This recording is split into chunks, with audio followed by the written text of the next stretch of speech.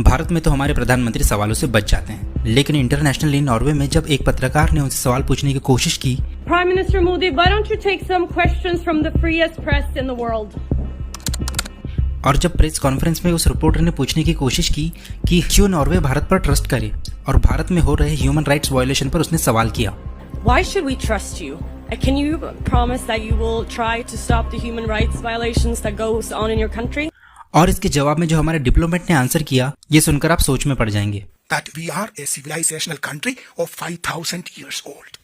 Shunya, zero, originated in India. Chess originated in India. Yoga, which the world admires today. India had epics and books.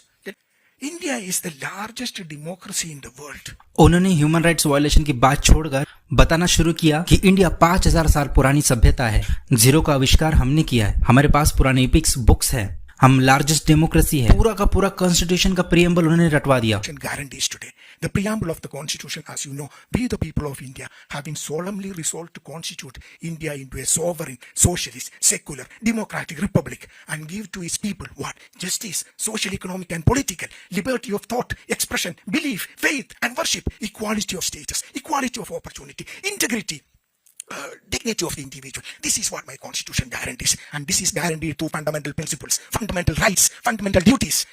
क्या fundamental rights, क्या secularism, election की बात की, voting की बात की, लेकिन जो सवाल उस पत्रकार ने पूछा उसका कोई जवाब नहीं मिला।